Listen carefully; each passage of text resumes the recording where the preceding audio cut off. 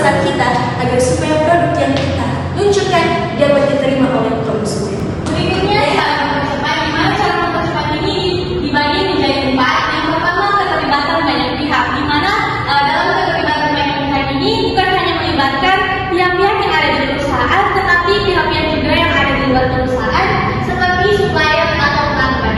Yang kedua, manajemen proyek yang baik, di mana dalam manajemen proyek yang baik ini kita bisa mulai dengan membuat rencana yang jelas serta mampu untuk memantau proyek tersebut agar bisa mempercepat produksi yang ada. Yang ketiga, tim solid dan dinamis. Dalam tim solid dan dinamis ini kita bisa memilih orang-orang yang tepat untuk bekerja dengan baik serta menghasilkan ide-ide yang kreatif.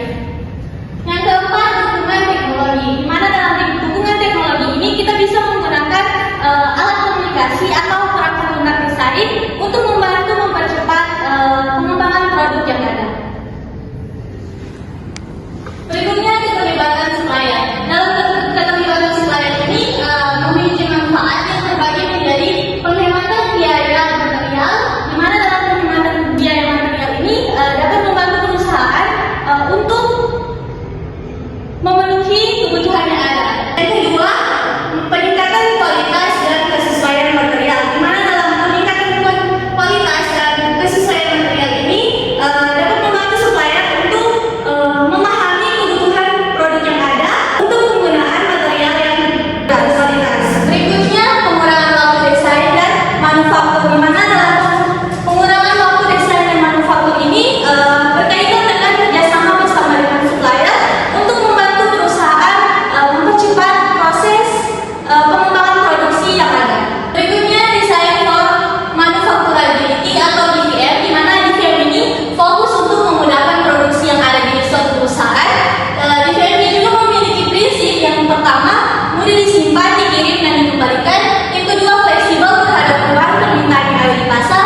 Dan yang ketiga, modularity, di mana modularity ini memiliki banyak komponen yang serupa yang berfungsi untuk membantu menghasilkan produk yang berbeda di akhir.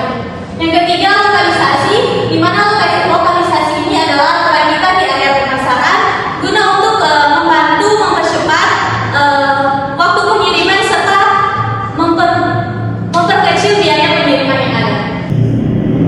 Nah, teman-teman, kita sampai pada pertimbangan biaya transportasi dan persediaan atau prinsip-prinsip dalam perancangan produk baru. Teman-teman bisa lihat bersama ada 6 tahapan. Yang pertama adalah perencanaan penyimpanan, pengiriman, dan retur. Artinya, perusahaan harus mampu menyediakan produk yang sesuai atau produk yang mudah dikirim, mudah dikembalikan, dan mudah untuk disimpan. Contohnya, karton susu. Karton susu dirancang agar supaya bisa ditutup di dalam gudang, bisa dikirim ke pelanggan, dan mudah dikembalikan oleh konsumen. Yang kedua adalah fleksibilitas permintaan. Artinya, dalam tahapan kedua ini, teman-teman, perusahaan harus mampu untuk menyesuaikan permintaan dari konsumen. Misalnya, konsumen meminta laptop dengan warna biru, perusahaan harus mampu untuk menyediakan laptop warna biru tersebut. Yang ketiga adalah modularity product, atau yang bisa kita sebut adalah produk-produk yang dirancang per bagian. Artinya, produk-produk ini mempunyai bagian-bagian tertentu sehingga produk juga ini bisa untuk didesain kembali dengan produk yang berbeda. Contohnya, teman-teman, ada handphone yang kita miliki sekarang, yang kita genggam sekarang. Handphone ini mempunyai beberapa modul atau bagian-bagian. Yang pertama ada layar, yang kedua ada baterai. Nah, baterai dan layar ini bisa kita alihkan untuk bisa menciptakan produk yang baru. Yang keempat adalah lokalisasi perakitan akhir. Nah, teman-teman mengetahui atau teman-teman mungkin memperkirakan bahwa tahapan keempat ini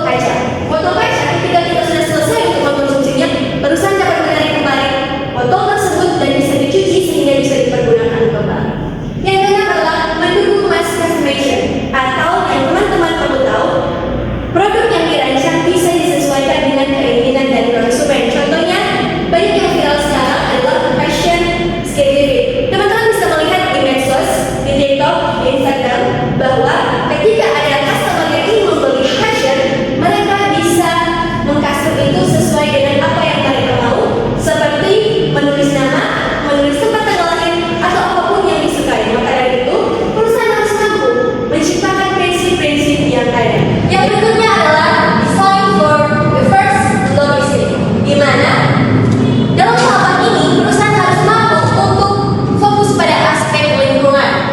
Ada 3 teman-teman. Yang pertama, repair, replacement, browse, and recycle. Artinya, perusahaan harus mampu menciptakan produk yang bisa didaur ulang, bisa digunakan kembali, bisa diperbaiki.